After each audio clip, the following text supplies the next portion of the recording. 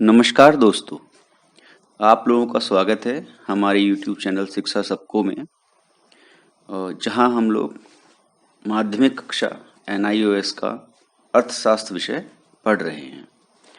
तो इस विषय के अंतर्गत हम लोगों ने अभी तक अर्थशास्त्र क्या है इसके बारे में बात करी और मानवीय आवश्यकताओं के बारे में बात। आज हम मॉड्यूल 1 ही पढ़ेंगे, अर्थशास्त्र को समझना, जिसका कि अंतिम जो चैप्टर है, जो पार्ट है, तीसरा अध्याय, वो है वस्तुएं और सेवाएं। तो आज हम वस्तुओं और सेवाओं के बारे में बात करेंगे। तो मैं आपकी जो पाठ्य पुस्तक है, किताब है, उसकी ही लाइन से शुरू करता हूँ कि जो हमारा दैनिक जीवन होता है उसमें हमें अनेक वस्तुओं और सेवाओं से हम लोगों का सामना होता है या हमें उनकी आवश्यकता होती है। हम उनका उपयोग या उपभोग करते हैं। जैसे भूख लगने पर हम लोग खाना खाते हैं, जब प्यास लगती है तो हम पानी पीते हैं। इसी प्रकार से लिखने के लिए पेन और कागज, रहने के लिए मकान, बैठने के लिए कुर्सी, ये सब चीज़ों की आवश्यकता हमको पड़ती है। ये सब चीज़ें क्या होती हैं? वस्तुएं। और सेवाएं क्या होती हैं? जैसे हम लोग डॉक्टर के पास जाते हैं, उसकी सेवा लेते हैं। कभी वकील की आवश्यकता हमको पड़ती है, उसकी सेवा लेते हैं। तो ये सारी सेवाओं के आती हैं, सेवाओं के उदाहरण हैं। तो अब होता क्या है, ये वस्तुएं और सेवाएं हमारी जो आवश्यकताएं होती हैं उनकी तुष्टि के लिए आवश्यक है। ये हमने पिछले अध्याय में पढ़ा भी था। आइए कुछ उदाहरण देख लेते हैं। ये कुर्सी है, जैसे भी हमने बात करी कि कुर्सी भी वस्तुओं का उदाहरण है। इसी प्रकार से ये एक शॉपिंग मॉल है जिसमें कि आप अनेकों प्रकार की वस्तुएं यहाँ शेल्फ पे लगी हुई देख पा रहे हैं। तो ये थे वस्तुओं के उदाहरण। इसी प्रकार से ये सेवाओं के उदाहरण है। इसमें डॉक्टर आप किसी मरीज की शल्य चिकित्सा कर रहा है, उसका ऑपरेशन कर रहा है, अपनी सेवा दे रहा है। इसी प्रकार से ये एक नाई है जो आपके बाल काट रहा है, तो ये भी एक सेवा है। आइए अब आगे जानते हैं कि वस्तुओं और सेवाएं एक दूसरे से अलग अलग कैसे होती हैं, किस प्रकार से होती हैं, या उनमें हम कैसे भेद कर सकते हैं। तो वस्तुओं और सेवाओं में भेद या अंतर क्या होता है? जो वस्तुएं होती हैं उनकी क्या विशेषताएं हैं? ये दृश्य होती हैं, इनको देख सकते हैं। जैसे ये कुर्सी है, इसको आप देख पा रहे हैं। इसी प्रकार से इनके उत्पादन और उपभोग में समय का अंतर होता है, अर्थात जब इनका उत्पादन हो रहा होता है, कि जैसे मान लीजिए ये कुर्सी अगर लकड़ी की है तो इसको किसी कारपेंटर या किसी बढ़ई ने बनाया है, तो जब बना रहा है उस समय तो आप इसको यूज नहीं कर सकते हैं। जब ये बन जाएगी, जब इसका उत्पादन हो जाएगा, उसके बाद ही इसका उपभोग आप कर पाएंगे।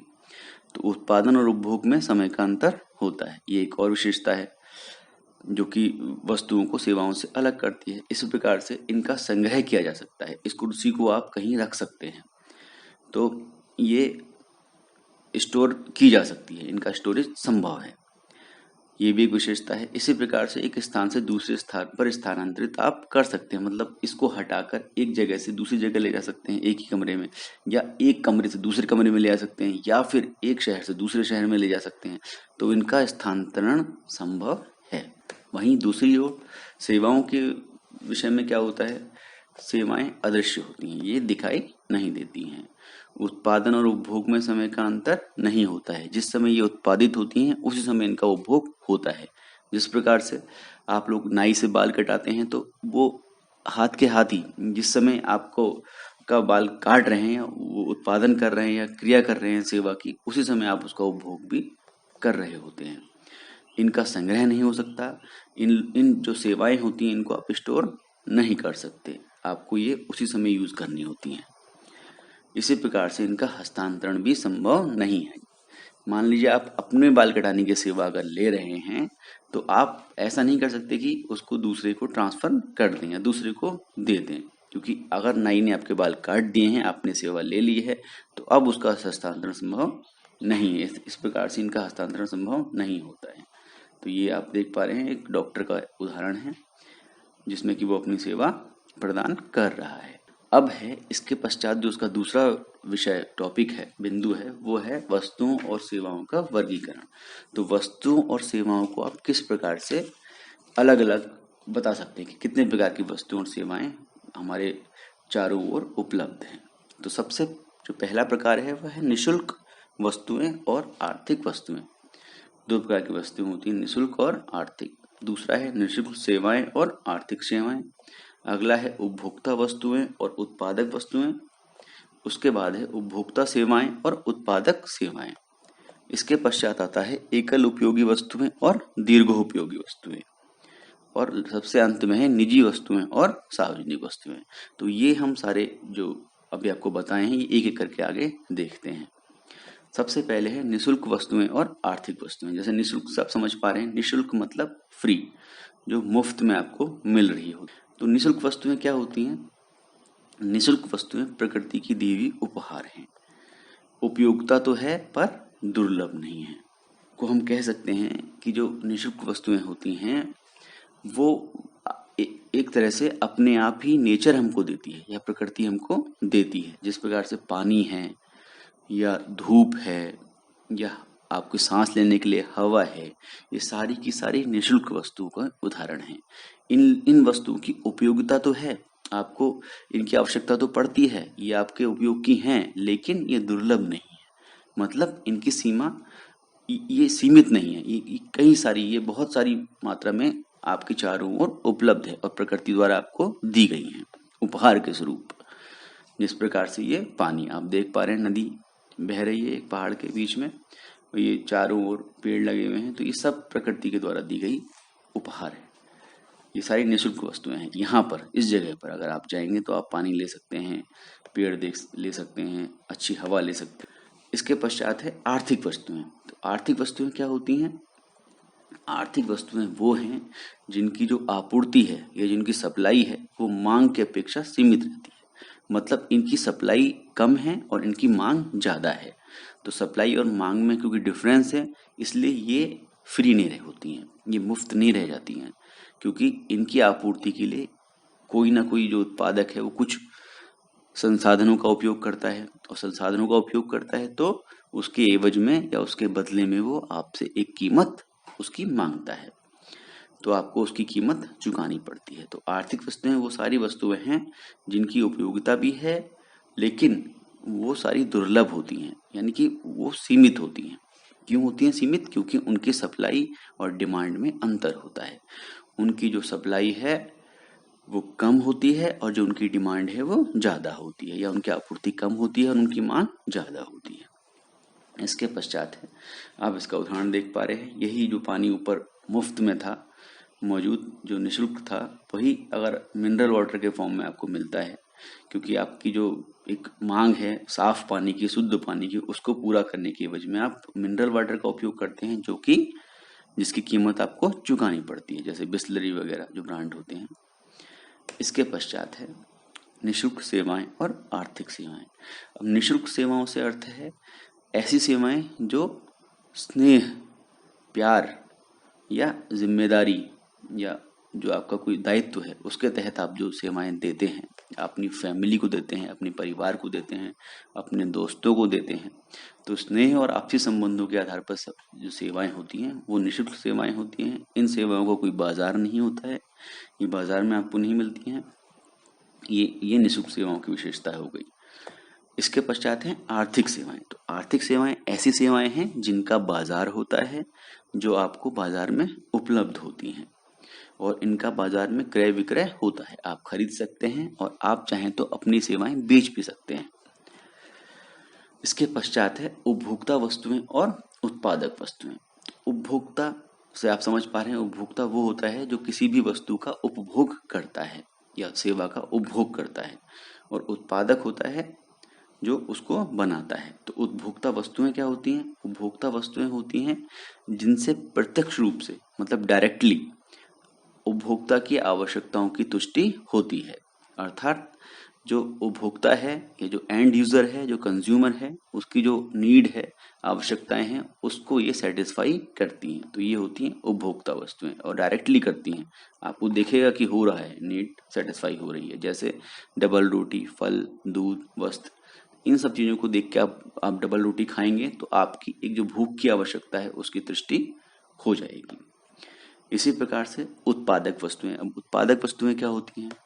उत्पादक वस्तुएं ऐसी वस्तुएं होती हैं जो अप्रत्यक्ष रूप से उपभोक्ता की आवश्यकताओं की तुष्टि करती हैं। तो उत्पादक वस्तुएं बेसिकली क्या होती हैं, ये उपभोक्ता वस्तुओं को बनाने के काम आती हैं। मतलब उनमें मशीनें भी हो सकती हैं, उसमें मशीनें हो सकती हैं, औजार हो सकते हैं, कच्चा माल हो सकता है, बीज, खाद, ट्रैक्टर, ये सारी चीजें उत्पादक वस्तुओं के उदाहरण हैं जिनको कि कंज्यूमर या उपभोक्ता सीधे नहीं उपभोग करता है। मशीन नहीं उपभोग कर सकता आदमी, औजार का नहीं कर सकता, कच्चा माल डायरेक्ट नहीं खा सकता है। तो वो सब प्रोसेस होता है, सब प्रक्रिया उसके अंदर की जाती है, उसके पश्चात उपभोक्ता वस्तुएं उत्पादित की जाती हैं। अगला है उपभोक्ता सेवाएं और उत्पादक से। तो उपभोक्ता सेवाएं क्या होती हैं, इनका उपयोग सीधे ही उपभोक्ता या परिवार करते हैं। तो आपको डायरेक्टली जो सेवाएं मिलती हैं या जिनका की उपयोग आप सीधे सीधे करते हैं, जिस प्रकार से उपभोक्ता सेवाएं वस्तुएं होती हैं उसी प्रकार से उपभोक्ता सेवाएं होती हैं। जैसे दर्जी द्वारा आप अपनी कमीज की सिलाई करवाते हैं, ऐसे ही डॉक्टर द्वारा आप अपनी चिकित्सा कराते हैं। तो ये सब उपभोक्ता सेवाओं के उदाहरण हैं। इसी प्रकार से उत्पादक सेवाएं भी होती हैं। इनका उपयोग क्या होता है, इनका उपयोग दूसरी वस्तुओं और सेवाओं के उत्पादन में किया जाता है। तो आप उत्पादक सेवाओं के माध्यम से जो दूसरी सेवाएं हैं या वस्तुएं हैं उनका उत्पादन करते हैं। जैसे वस्त्र निर्माता के लिए जो कपड़े की सिलाई, जैसे मान लीजिए उसने कोई वस्त्र निर्माता है, उसने अपना जो वस्त्र बनाने का जो काम है किसी को नीचे कॉन्ट्रैक्ट में दे दिया है। वस्त्र निर्माता उसको कपड़ा देगा, जो खाली कपड़ा होगा, मतलब जो कपड़े के थान देगा या कपड़े का जो रोल होता है वो देगा, और उसी हिसाब से जो सिलाई करने वाला है वो उसको वापस कपड़े पहुंचाएगा। ऐसे ही क्या होगा, परिवहन का उदाहरण है। मतलब जैसे कच्चा माल है, ट्रक द्वारा वो कच्चा माल जहाँ बनता है वहां से फैक्ट्री में पहुंचता है, जहाँ पे उत्पादन होता है, वहाँ को जो परिवहन है वो भी उत्पादक सेवाओं में आएगा, क्योंकि वो उत्पादन में ही एक सेवा प्रदान कर रहा है। तो इसके पश्चात है एकल उपयोगी और दीर्घोपयोगी वस्तुएं। अब एकल उपयोगी से मतलब क्या है, एकल उपयोगी वस्तुएं क्या होती है, इनका उपयोग हम एक बार ही कर सकते हैं।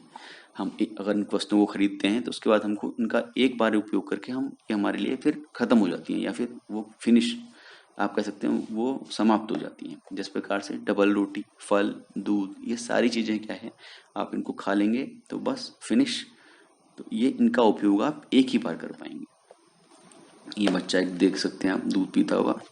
इसी प्रकार से अगले जो वस्तुएं हैं वो होती हैं दीर्घोपयोगी वस्तुएं। दीर्घोपयोगी, दीर्घ का मतलब होता है लंबी अवधि।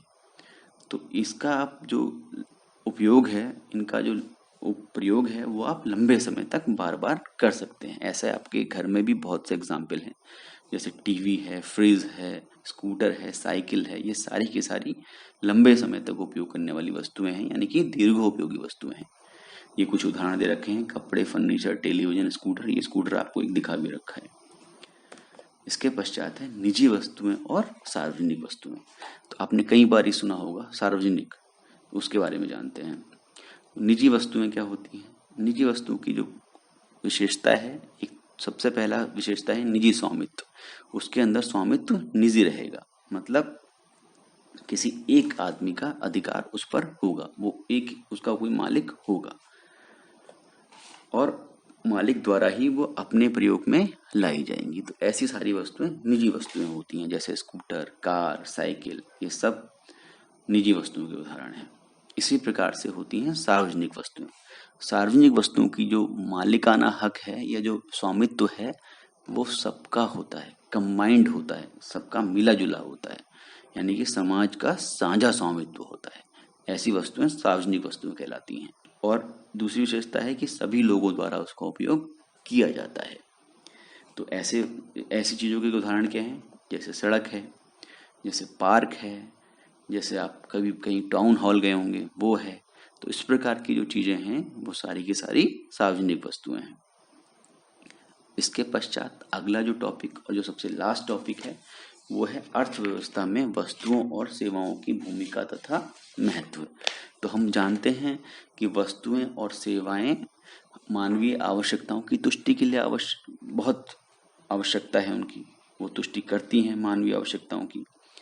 तो अब आइए जानते हैं कि उनका जो अर्थव्यवस्था है उसमें क्या महत्व होता है। तो सबसे पहला जो महत्व है वो मानवीय आवश्यकताएं के रूप में है। कैसे है? हमें पता है कि मानवीय आवश्यकताएं असीमित होती हैं, मतलब उनकी कोई लिमिट नहीं होती है और वो धीरे धीरे बढ़ती रहती हैं, उनकी हमेशा वृद्धि होती रहती है। तो इससे क्या मतलब है? इससे मतलब ये है कि अगर जो ये जिन अभी आवश्यकताएं क्या होती हैं? आवश्यकताओं की तुष्टि होती है वस्तुओं और सेवाओं से।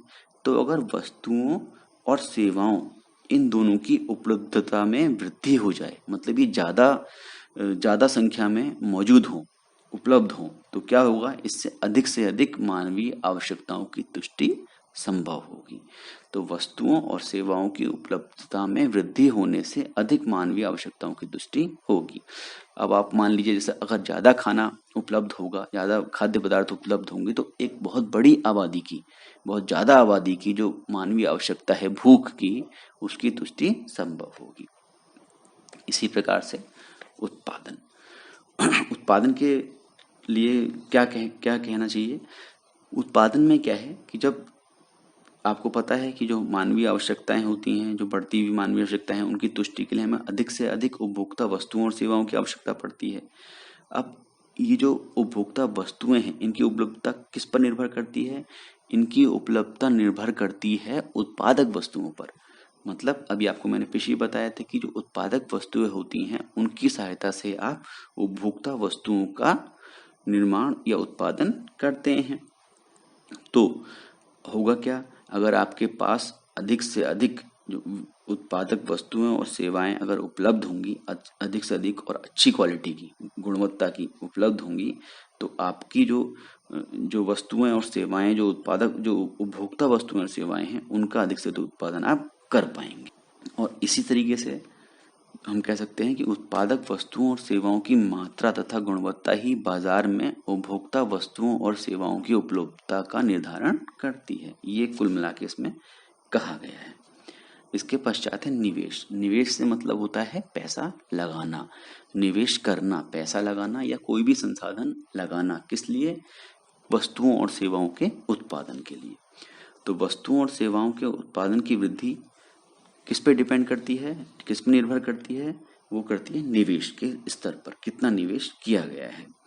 तो होता क्या है कि जो हम लोग उत्पादन करते हैं, उसका वो जरूरी नहीं कि पूरे का पूरा ही मानवीय आवश्यकताओं की तुष्टि के काम आए, उसका एक अंश ही मानवीय आवश्यकताओं की तुष्टि में काम आता है। तो जो अंश बच जाता है वो क्या करता है? उससे आप फर्दर आगे उत्पादन करते हैं। ठीक है?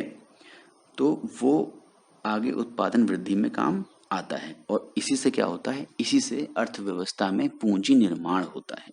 मतलब जो पूंजी है उसका निर्माण किया जाता है इसकी सहायता से। जो बची हुई जो बचा हुआ भाग था, उससे उत्पादन में वृद्धि होगी। उत्पादन वृद्धि से क्या होगा? अर्थव्यवस्था में पूंजी निर्माण होगा।